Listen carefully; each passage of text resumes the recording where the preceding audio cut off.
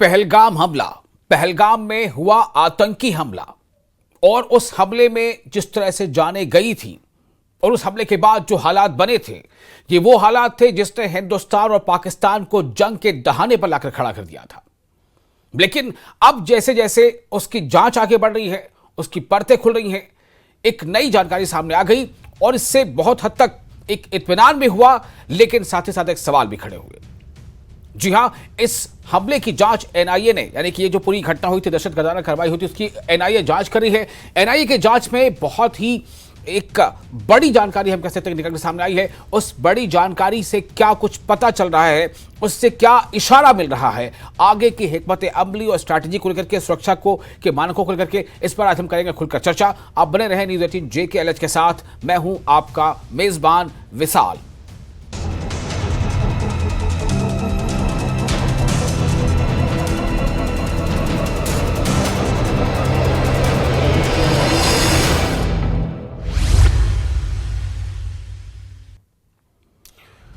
तो आपको ये बता दें कि ये जो जानकारी सामने आई है कि इसमें जो मुलव्विस थे, जो सीधे तौर पर जिन आतंकियों ने अपने हाथों में बंदूकें लेकर के गोलियां चलाई और एक ऐसी फजा, एक ऐसी जहरीली फजा बना दी जिसके नतीजे में कई घरों के चिराग उन्होंने बुझा दिए और जम्मू कश्मीर को वक्ती तौर पर ही कह लें, लेकिन वहां पर एक ऐसा माहौल बन गया कि लोग इस बात से अब सोचने लगे कि क्या जम्मू कश्मीर जाना है कि नहीं जाना है, कश्मीर वादी में जाना है कि नहीं जाना। लेकिन आपको बता दें कि जो एनआईए ने जिस तरह से जांच शुरू की है और उस जांच के बाद जो अब जानकारी सामने आई है, उस पर सबसे बड़ी जानकारी यह है कि गोलियां चलाने वाले जो दहशतगर्द थे वो तमाम के तमाम सरहद पार से आए थे, वो पाकिस्तानी थे।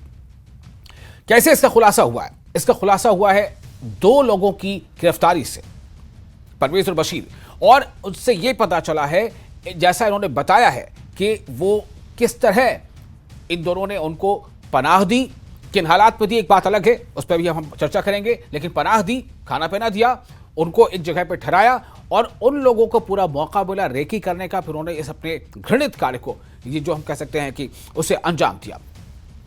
और हमने पहले बता दिया कि ये हालात ऐसे बने कि हिंदुस्तान और पाकिस्तान और जंग के दहाने पहुंच गए। बहरहाल इस पर हम चर्चा करते हैं। हमारे साथ 4 खास मेहमान इस चर्चा में शामिल हो रहे हैं। हम पहले आपको बता दें हमारे साथ जुड़ रहे हैं डॉक्टर SP वैद साहब, जो फॉर्मर DGP हैं, doctor Abhijit Jasrotia, spokesperson BJP, और शोकिया कुरैशी, जो स्पोक्स पर्सन है BJP की, साथ ही सुहेल बुखारी, स्पोक्स पर्सन कांग्रेस। आप तमाम लोगों का बहुत बहुत इस्तकबाल है इस खास शो में जिसका नाम है JKLH प्राइम टाइम।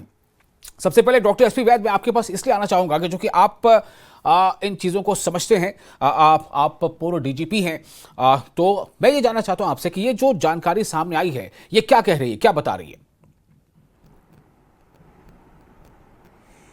नमस्कार जी, आपको और आपके दर्शकों को।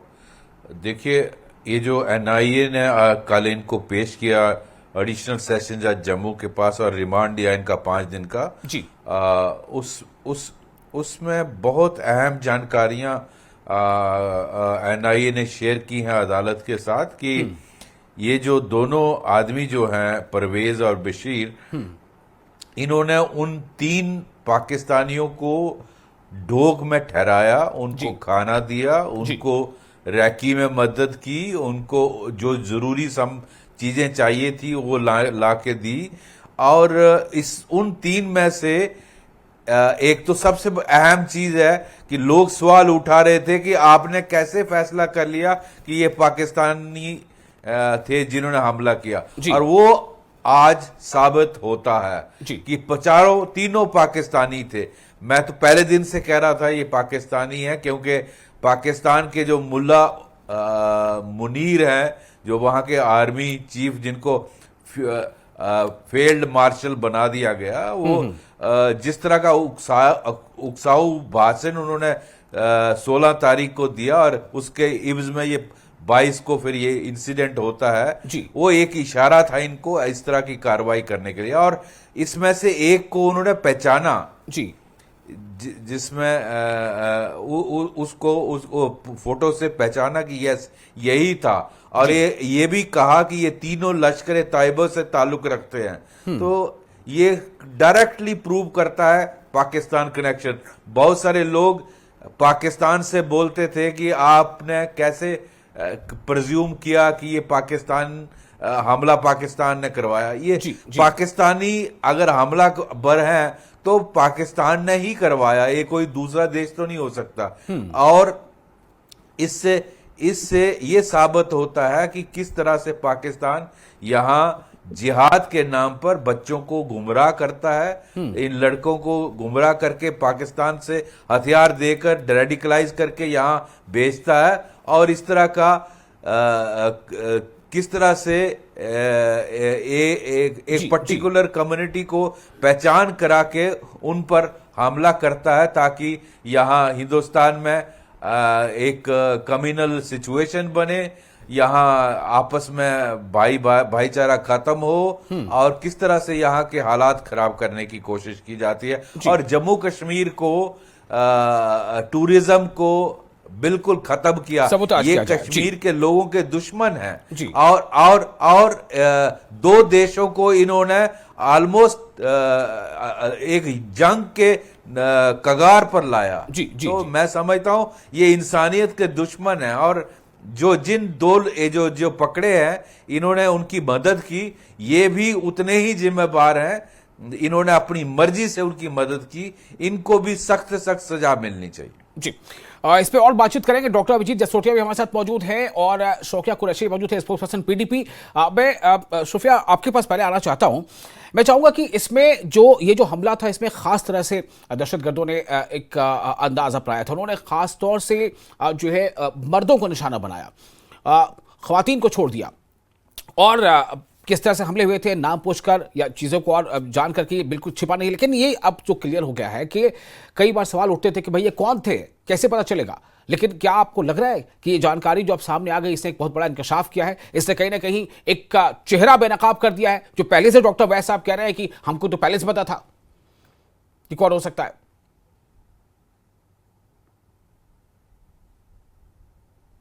जी, आप खुद को अनम्यूट करना होगा आपको, आपकी आवाज अभी हम सुन नहीं पा रहे। जी विशाल साहब, प्रोग्राम में बुलाने के लिए बहुत बहुत शुक्रिया, और जो मेरे आज के बाकी पैनलिस्ट हैं इन्हें मेरी तरफ से आदाब। देखिए, जहां तक ये सवाल है कि एनआईए ने यहाँ के जो ये बात अब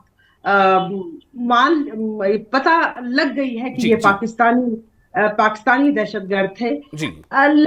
लेकिन मैं यहाँ ये बात कहना चाहूंगी कि एक तरफ से शुक्र है कि जो भी था वो पकड़ा गया। अभी इसमें और भी जांच होगी, क्योंकि आपको पता है कि जब यहाँ पे पहलगाम का ये सान्या पेश आया, उस वक्त कुछ ही दिनों में दो कोई जो है सर्कुलेट होने लगे, एक स्केचेस बने हुए। तो उन स्केचेस की वजह से पूरे मीडिया में, मैं सभी मीडिया हाउसेस के बारे में बात नहीं करूंगी, लेकिन कुछ मीडिया चैनल्स में हर एक कश्मीरी को दहशतगर्द करार दे दिया गया। और आप उस वक्त देखें कि तकरीबन 2500 से ज्यादा नौजवानों की गिरफ्तारियां हुई, कितने मकान ऐसे हैं जिनको डिस्ट्रॉय कर दिया गया, कितने लोग बेघर हो गए। तो ठीक है, अगर दो लोगों ने कसूर किया था इसमें, और पाकिस्तान के अगर 3 दहशतगर्द इसमें मुलव्विस थे, तो मुझे लगता है कि कहीं ना कहीं शायद ये बेहतर होगा, क्योंकि आपने भी देखा होगा कि इस बार कश्मीरी जो हैं वो बिल्कुल खुले आम इस सान्या के लिए सड़कों पे आ गए, और बिला लिहाज मिल्लत उस वक्त सभी पार्टीज जो थी वो एक ही प्लेटफॉर्म पे थी, और सब लोग एकजुट हो गए, उन्होंने इस सान्या के खिलाफ आवाज उठाई। जी बिल्कुल। जसरोटिया साहब, मैं आपके पास आना चाहता हूं। ये तो साफ हो गया है अब तक जो जानकारी सामने आई है, जो एनआईए ने की जांच से जो पता चल रहा है। मैं ये जानना चाहता हूं कि क्या यहां से हमें कुछ सबक मिल रहा है?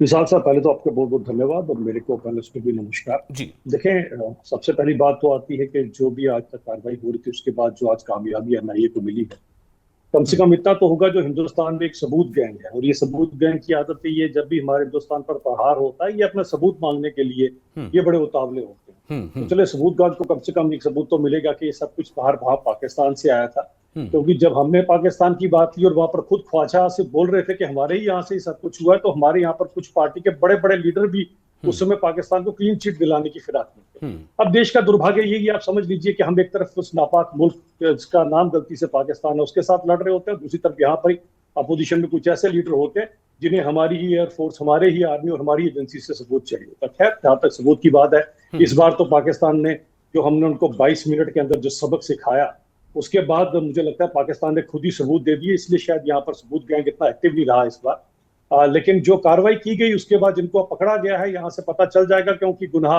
करने वाला भी उतना बड़ा गुनहगार है, उसकी मदद करने वाला भी इतना बड़ा गुनहगार है। लेकिन हाँ, एक बात जरूर मैं इसके अंदर कहूंगा कि कुछ लीडर्स जो कभी कभी क्या करते हैं, सभी के सभी अभी अपनी सियासी जमीन को रखने के लिए, अपनी सियासत को चमकाने के लिए सभी को they try to paint with the same brush.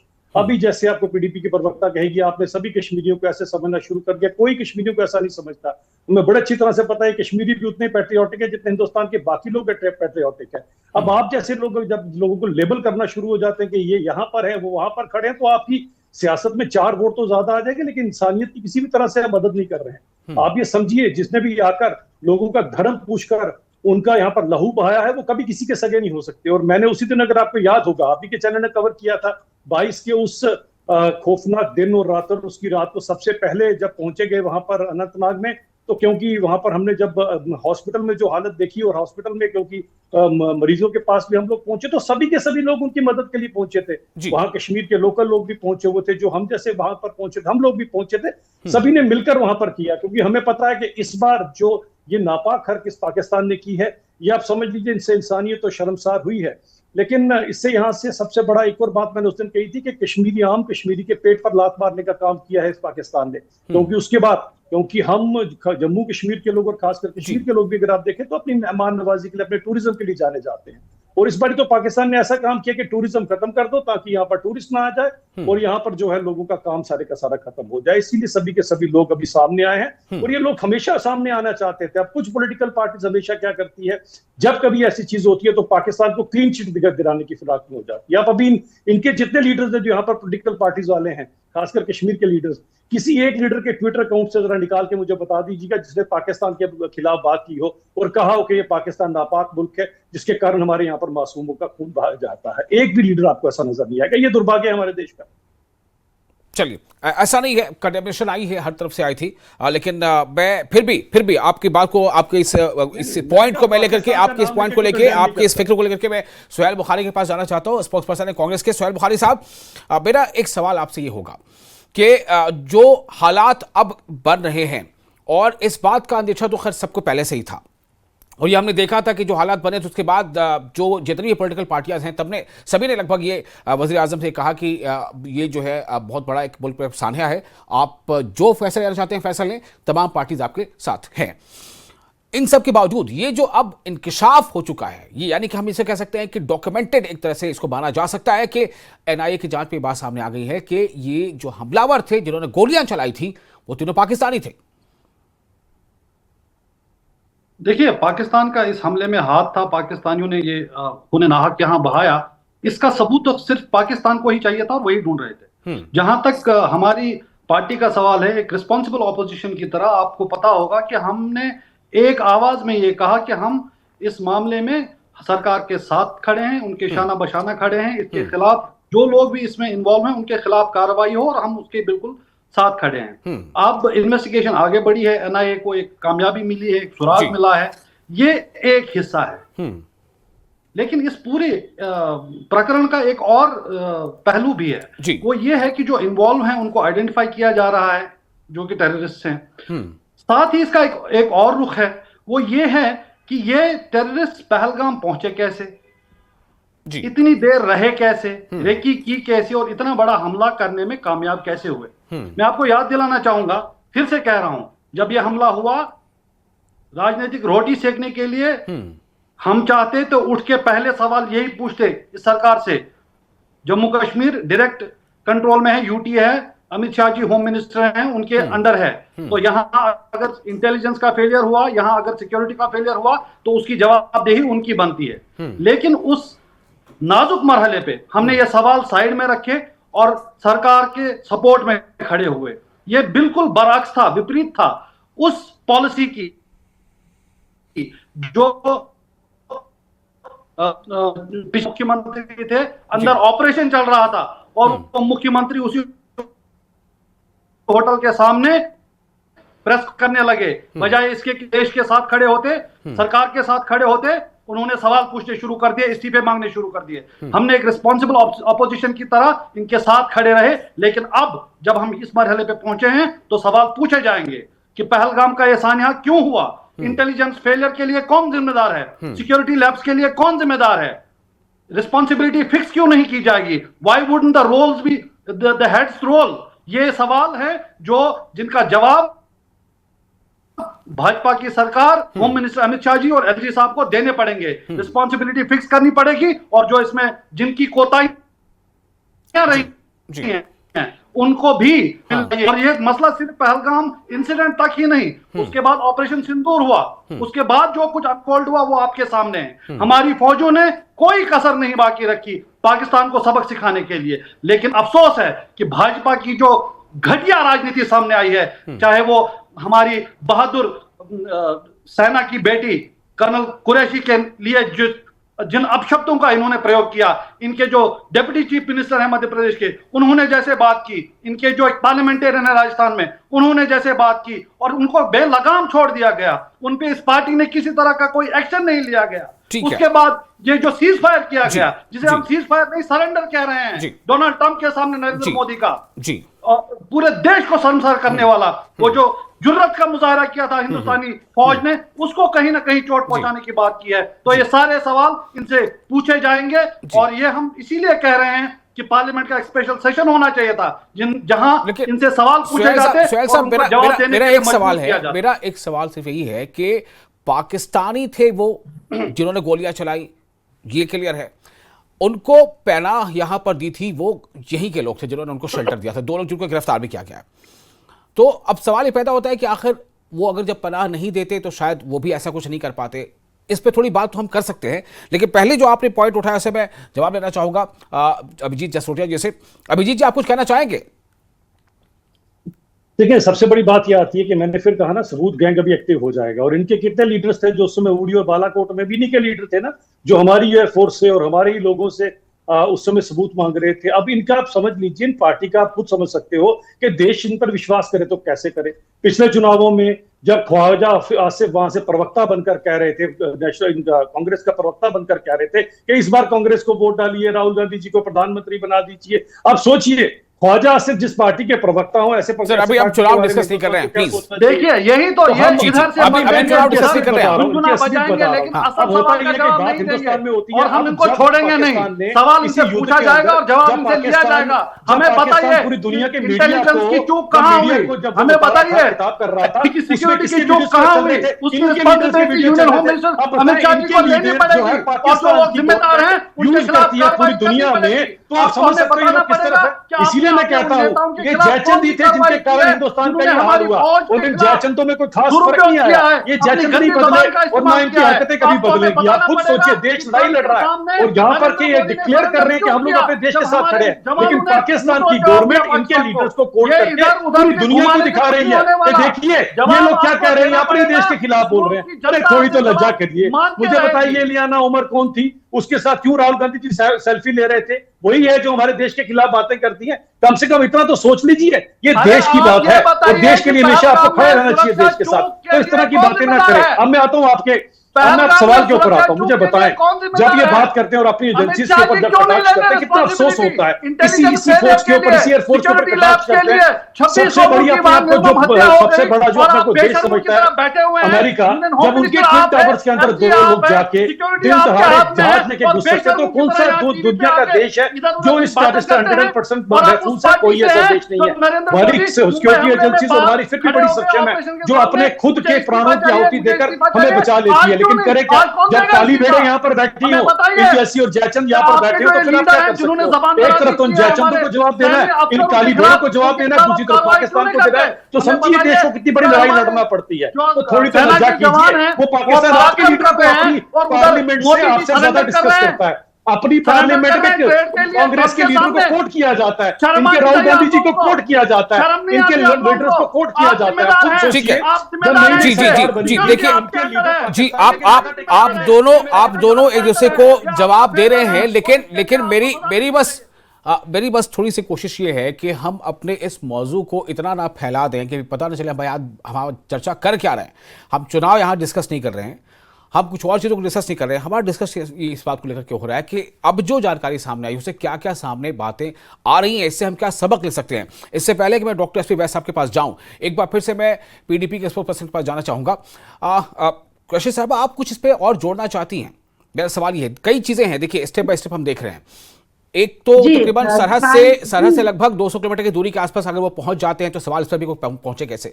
लेकिन जो जानकारी मिली है कि भाई कुछ लोगों ने उनको शेल्टर भी दिया, तो मैं जानना चाहता हूं इस पर कुछ आप रोशनी डालें। जी विशाल साहब, इसमें तो कोई शक नहीं है कि ये एक बहुत बड़ा सिक्योरिटी लैप्स था।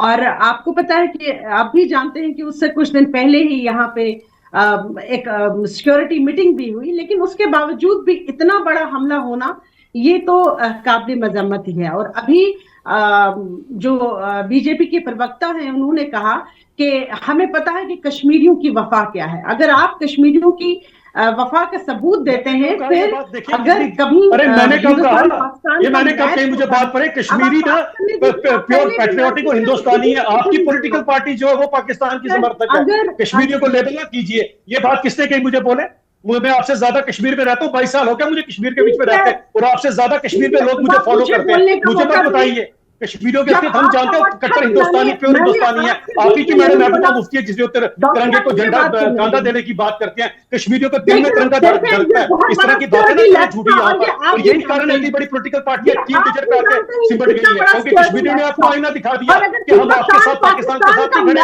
प्योर हिंदुस्तानी है। आपकी पार्टी के अंदर तो सिंपैथी है पाकिस्तान की, हम जानते नहीं।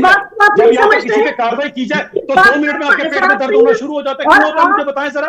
जब किसी के ऊपर दहशत करके कार्रवाई, जसरोटिया साहब एक मिनट मैं पूरी बात सुन तो लें, फिर आपका जवाब ले लेता हूं। इनको बोलने दीजिए, क्योंकि दोनों एक साथ बोल रहे हैं तो आवाज थोड़ी ना वो क्लैश हो जा रही है, बिल्कुल सुनाई नहीं पड़ रहा। जी एक सेकंड, मैं आपका रिएक्शन ले लूंगा। जी कुरैशी आप बोलें, सोफिया कुरैशी आप बोलें प्लीज। जसरोटिया साहब एक सेकंड, आप इतने सिविलाइज्ड हैं प्लीज। हाँ, सब लोग हमारे अच्छे पैनलिस्ट हैं। जी मैं आपको मौका दे दूंगा, आप जवाब दे दीजिएगा। ये जो सवाल उठा रहे हैं सवाल सुन तो लीजिए।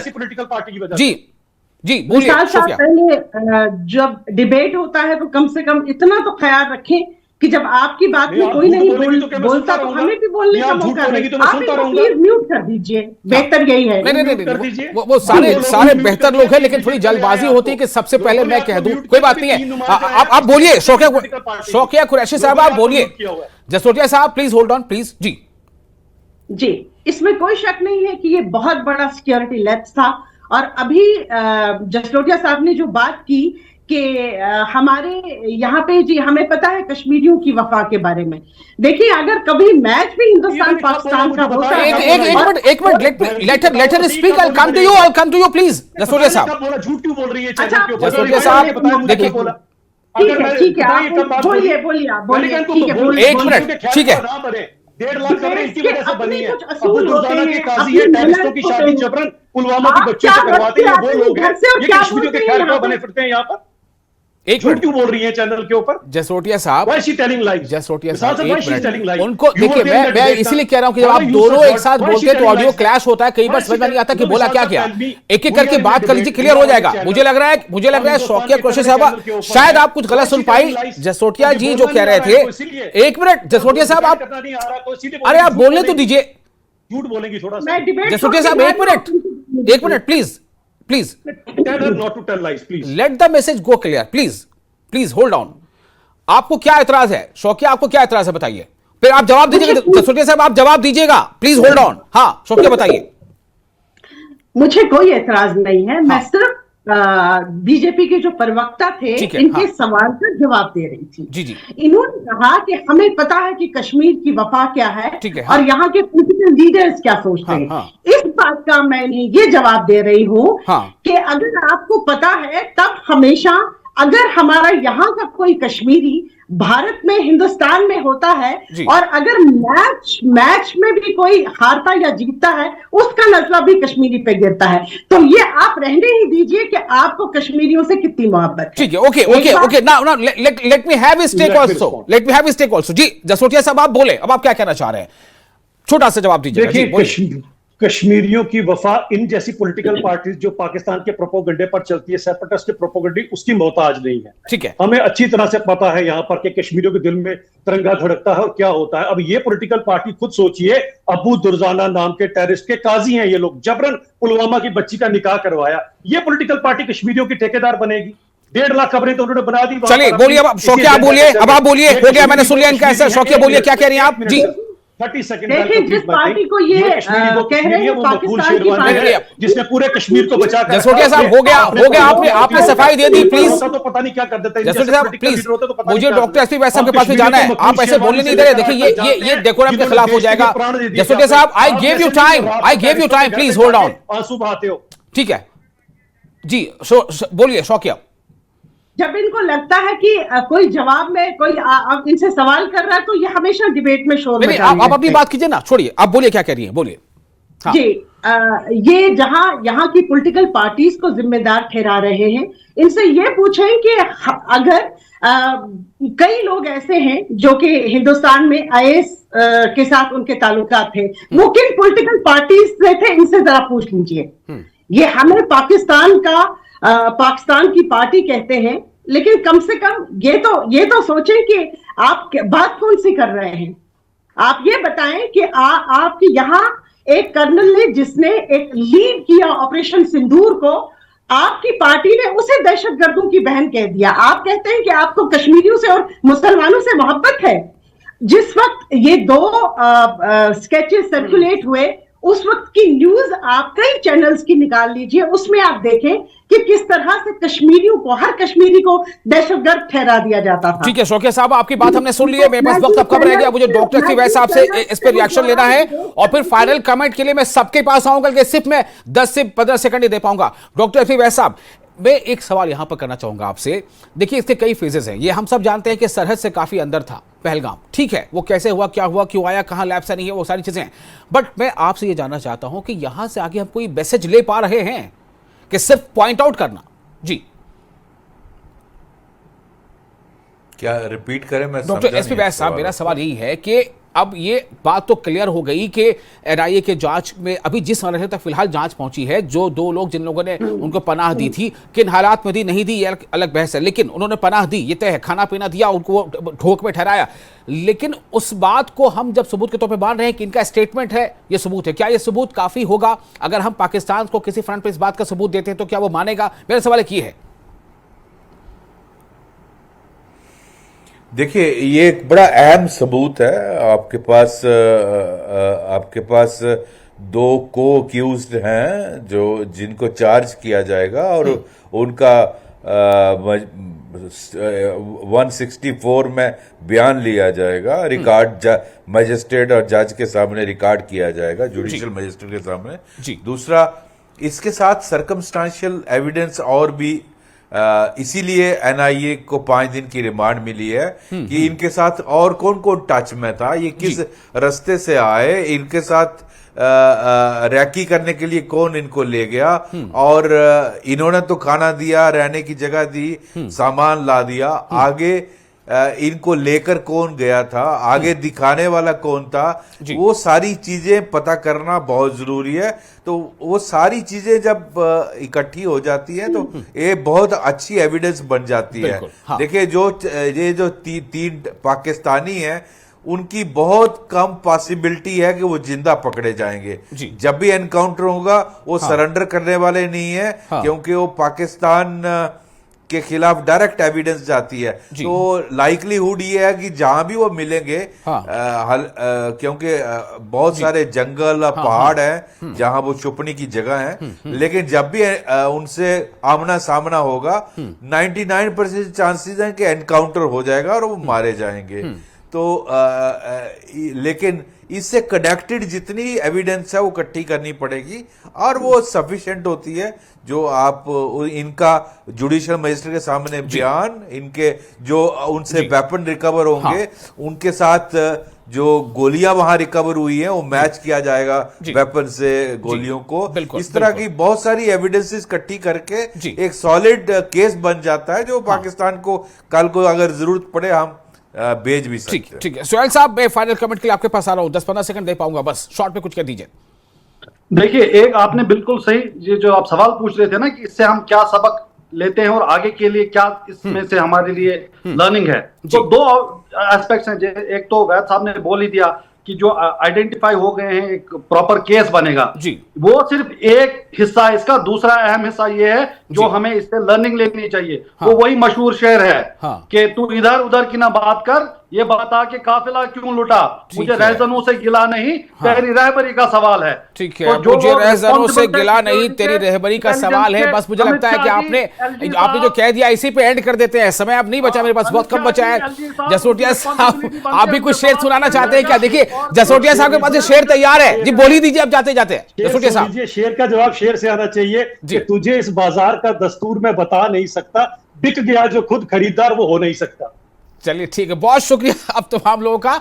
लेकिन हाँ, इससे एक सबक जरूर लेना है और इस सबक इस तरह से लिया जाना चाहिए कि आइंदा ऐसी कोई हरकत, आइंदा ऐसी कोई जुर्रत ना कर सके ऐसे किसी हमले को अंजाम देने की। बहुत शुक्रिया आप तमाम मेहमानों का इस खास मौजू पर हमारा साथ देने के लिए। आप बने रहें न्यूज़ 18 JK के साथ, हमें दे इजाजत।